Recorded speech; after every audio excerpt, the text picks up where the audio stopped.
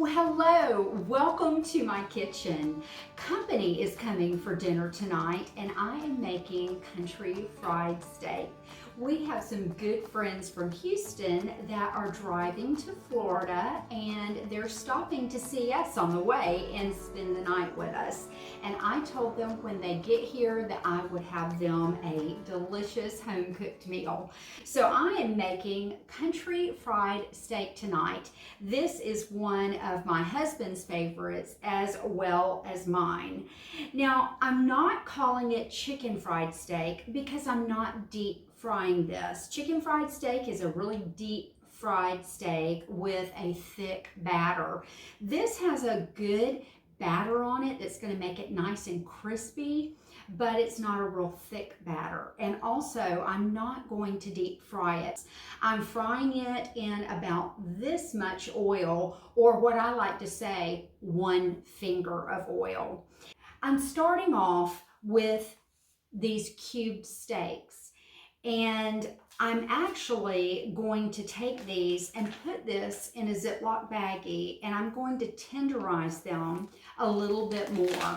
Now, if you can't find a cubed steak, then a top sirloin will do. Just make sure that it's thinly sliced. I am going to take 2 of these at a time and see the thickness of these. Really, it's a great thickness. And this will be the thickness basically when they're cooked. But I am going to take it down just a little bit more because when I put this in my grease, it's going to seize up a little bit. So I want them even a little bit thinner. So what I'm going to do is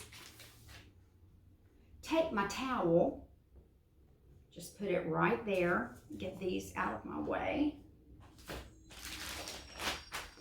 And I'm taking my rolling pin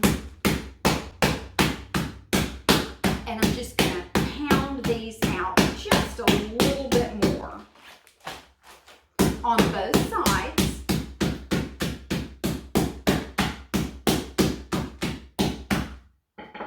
And that's perfect. They're done. And these are pretty big. So, since I'm making a lot of sides to go with this, I'm gonna cut them in half.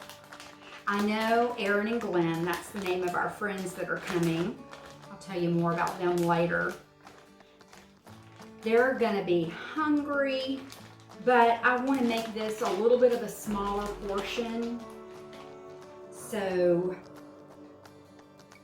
they can also have lots of the sides. I'm making mashed potatoes and gravy to go along with this, and fresh squash and field peas, some biscuits and macaroni and cheese. I'm just going all out for them because Erin, she is just a fabulous friend and I want to just do something special for her, so I am. All right, I'm gonna set these aside and I'm gonna go ahead and start on my others. I'm gonna do the same thing with these that I did with the others and cut them in half. I'm making a lot because my husband loves this, and these are great when he comes home for lunch. He can heat one up and make a sandwich with it, or he can just eat it by itself with some leftover mashed potatoes and gravy. Now, I did this in my Ziploc baggie. Believe me, I do cook every once in a while without Ziploc baggies, but they are the most convenient thing, so why not use them? Now, I've got those to my liking, so I'm just gonna add enough buttermilk to cover these. I just want to get a nice coating of buttermilk on there, and that way when I put them in my flour mixture, it's going to stick really well, and it also gives it a great flavor. That's one of the reasons why they call it chicken fried steak, because you fry it basically like you do chicken. I do my chicken, my 3-step buttermilk chicken, the same way. If you haven't watched that video, you need to watch it. That is the easiest, best fried chicken recipe on the planet, I believe. I'm gonna add just a little bit more. I love adding my buttermilk to my Ziploc baggie versus a bowl because it covers it a little bit better, and I find that I use less buttermilk because I'm gonna discard the leftovers, so I don't wanna just waste it. And I'm just making sure all of these are covered real good. And that looks perfect. Now I'm going to start on my flour mixture. And this is simple and easy. Got my other Ziploc baggie here. I always use two. And I have got some self-rising flour. Self-rising flour has some baking powder in it. And that is going to help it make just a little bit lighter, crispier texture, which I happen to love. And I am going to take about 2 cups. And if I have any leftovers, I will just roll up my Ziploc baggie and throw it in the freezer and use it the next time. That is about 2 cups. I'm also going to use some of this for my gravy at the end. So that will definitely not go to waste. Now in my chicken recipe, my fried chicken recipe, I use seasoned salt. But in this, I'm just going to use salt and pepper. I don't want anything to take away from the flavor of the beef. And the salt and pepper is basically perfect. And I am going to take about a tablespoon. Now, salt is your preference. Add as much or as little as you like. And I'm going to take a good pinch of pepper. Not too much because my husband won't eat anything spicy. He is that guy that thinks black pepper is spicy.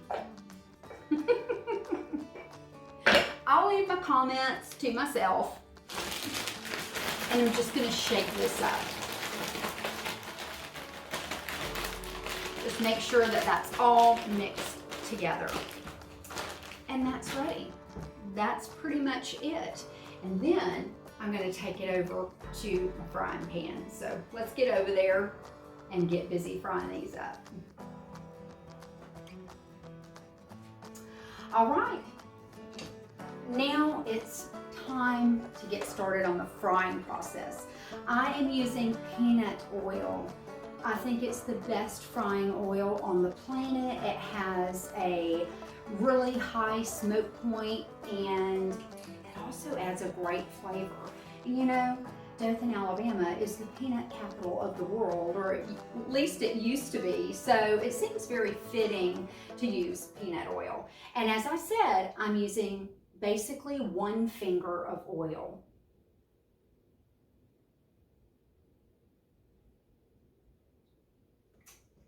There we go. Now I'm going to fry this in batches. So more than likely, at the second batch, I'll have to add a little bit more oil, and that is okay. Now I've got my steaks here. You don't have to let these sit in the buttermilk. They're already nice and tender. I'm just adding the buttermilk for a little bit more flavor, and also just to help this flour stick a little bit better. Add that to my flour mixture.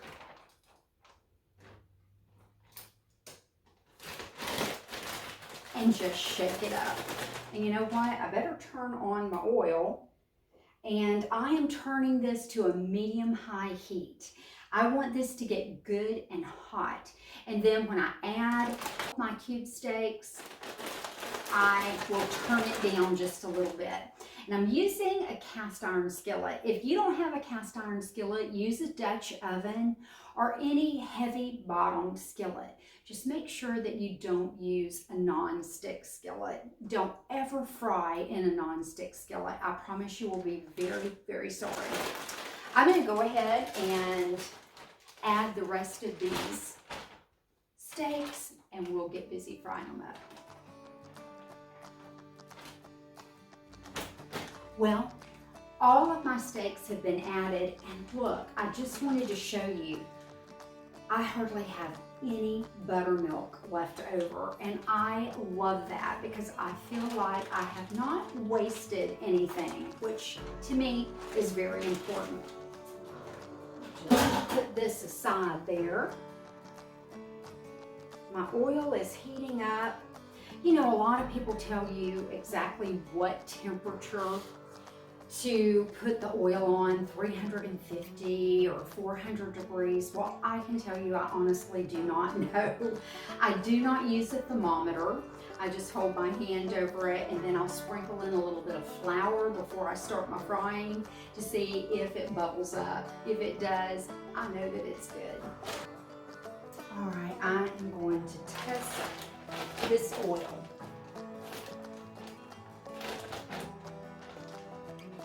Take just a little bit of flour, and that's bubbling up really nice. These look good. Look at what that buttermilk and flour does. Oh. Right. Get these in the frying pan.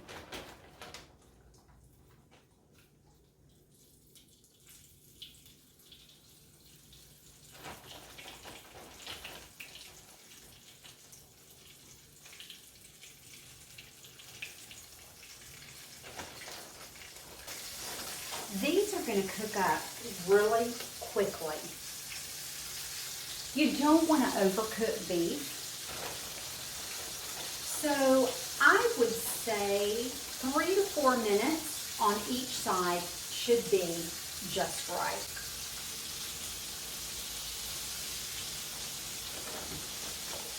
Those look good. I'm going to turn my heat down just a little bit to about a medium high, because one thing about cast iron is that it keeps getting hotter and hotter. It is a fabulous heat conductor. So I don't want to get it too hot because I don't want my breading to cook before my steaks do.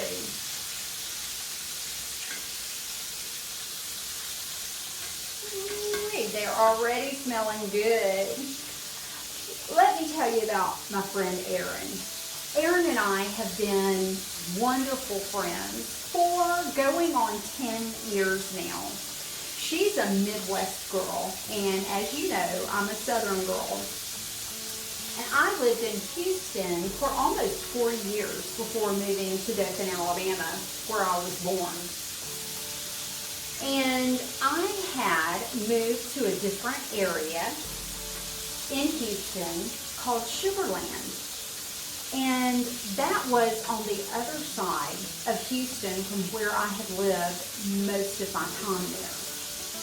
And when I moved there, I just did not have really any friends there. Now, I had my friends over in the other part of Houston, but couldn't get together for lunch because it was too far of a drive, and of course working and all of that. So I prayed. I said, Lord, please send me a friend.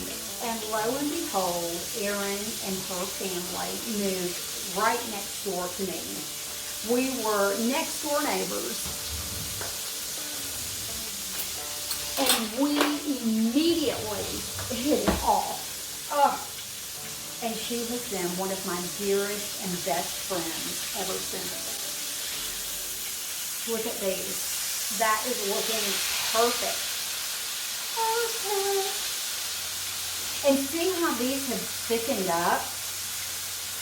That's one of the reasons why I like to pound it out just a little bit thinner, because when it hits that oil, it seizes up. Oh, these look so good. Erin is what I like to call a forever friend. You know, people come and go in your life, and friends are sometimes seasonal. This will be the first time that she's visited me since I have been in Alabama, and I am so, so excited. One of the first things that Erin and I ever did together was we co-hosted a little cooking class for the women in our church.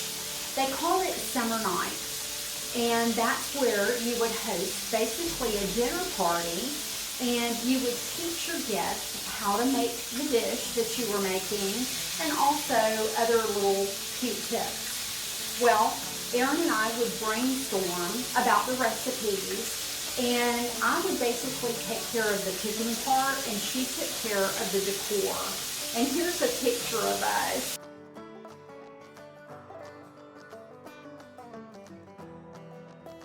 We had so much fun doing that.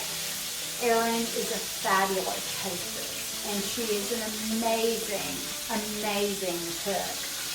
We had so much fun, and we've been doing stuff together ever since. As a matter of fact, we both ended up working at our church together. She was in youth ministry, and I was our small groups coordinator. And believe me, that was no small task, because we were at a 7,000 and growing member church with 3 campuses. Look at these. They're looking perfect. I'm going to turn these one more time. Keep that one there. Now, I'm scraping the bottom a little bit because I want to make sure that this pan releases my steak and doesn't take the breading with it.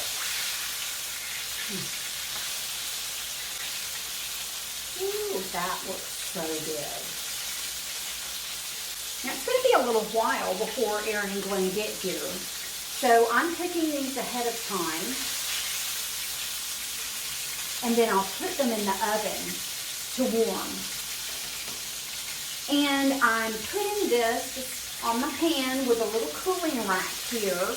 I don't want to set this directly on paper towels, because the paper towel will just soak up the grease, and I don't want my steak soaking in grease.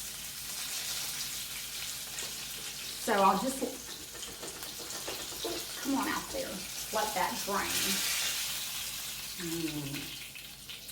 I'm getting some nice bits at the bottom of my pan, and that is going to make delicious gravy. Okay, I'm going to turn down my heat a little bit more, because I can tell that the oil is screaming hot and my pan is really, really hot. And it looks like I'm not going to have to add any more oil. This is going to be perfect. Add those in. It smells so good.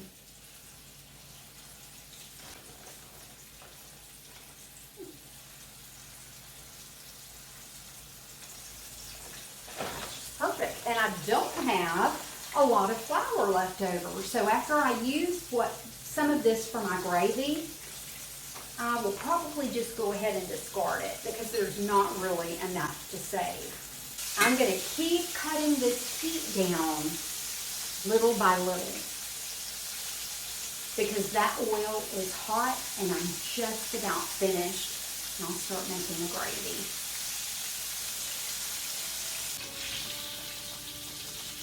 It's just right.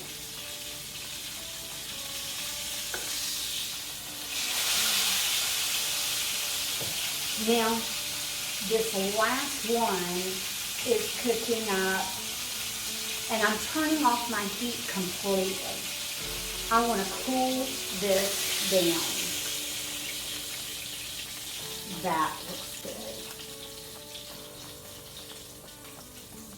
that. Perfect.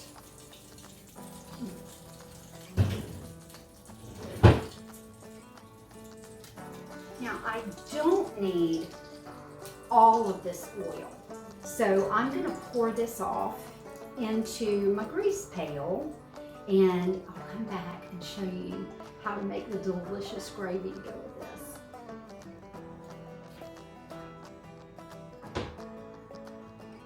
That looks just right. I've got my oven warming here, and I'm going to take these and put them in the oven. That way they stay nice and hot. I've got maybe about 2 tablespoons of oil left and all of my brown drippings. Keep the drippings because that is flavor. And the rule of thumb with gravy is equal parts oil to equal parts flour. So I'm going to start with about 2 tablespoons.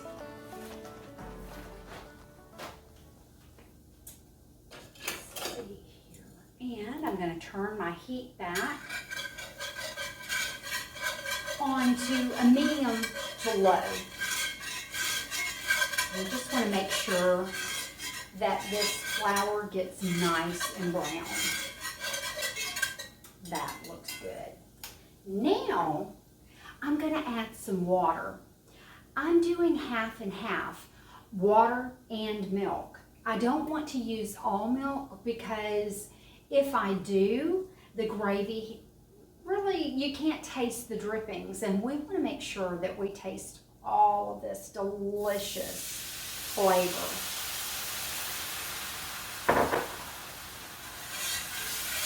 And stir this and let it thicken. And what I'm doing is just adding little bits at the time. A little bit more. And I'll probably end up using maybe about 3/4 of a cup each. Give or take just a little bit. Now this is making a nice brown color. But when I add my milk, it's going to lighten up a lot. If you just want brown gravy, then don't add milk.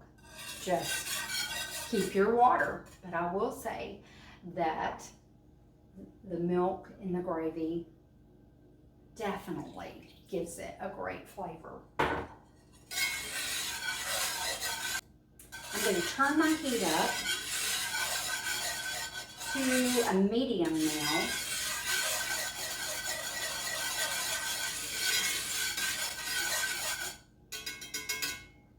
And when it starts bubbling up, I'll add my milk. Starting to bubble. That looks good. I'm going to start with a half of a cup or so and see how that goes. Just make sure that you keep stirring it with a whisk or a fork. That way you won't get lumps.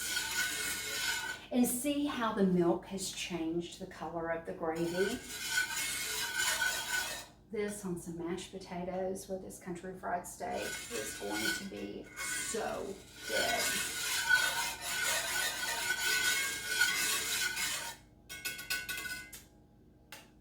Now, before I add any salt to this, I'm going to taste it, because if you remember, the flour that I used was the flour that I used to season our steaks with. And I put salt and pepper in that. So I want to make sure that it still needs a little something. And it does.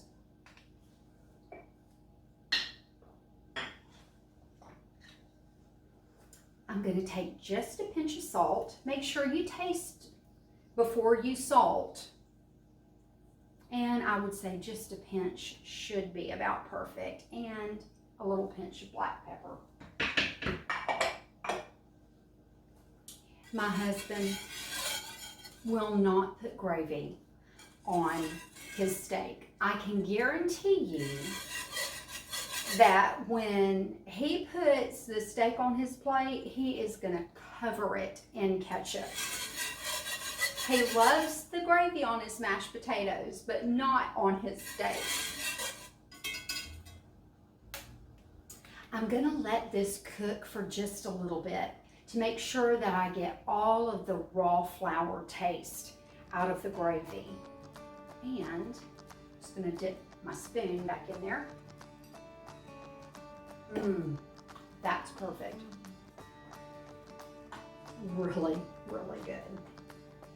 I'm going to add just a little bit more milk, and if you want to make it extra rich and decadent, a little whipping cream to finish this off wouldn't hurt a thing. I'm a firm believer that if it doesn't taste right, just add a little butter or whipping cream and it'll taste perfect. I'm going to let this bubble up. And they should be here in just a few minutes. Now, if this gravy starts thickening up, because I'm going to let it sit for a little bit until Aaron and Glenn get here, and then we'll probably visit a little bit before we sit down and eat. But I will add a little bit more milk to this to loosen it up, because it will get a little bit firmer as it sits. So don't be afraid to add just a little bit more milk or cream if you need to. Maybe I'll get Aaron to help me with that. Turn my heat off. I think I might taste one of these steaks. Look how perfectly cooked that is. I just cut a piece off of one of them, and I wouldn't want to serve something to my guests that I had not tried. I'm going to spoon a little bit of this gravy right over the top. Mashed potatoes, gravy.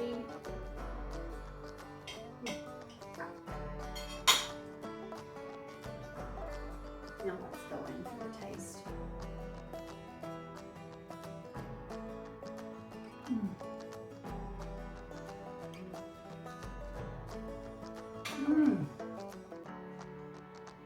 That is perfect. It's tender. It's creamy and crispy all at the same time with the coating that the steak has on it and the gravy on the top. That is so good. I hope they hurry up and get here. You know what? I told you that not only are Aaron and I besties, but our dogs were besties too. And so she's going to get to meet our new addition, Honey, and I can hardly wait for her to see her. I hope that you have a blessed day. You are definitely a blessing to me, and I'm going to go finish the rest of this. I'll see you next time.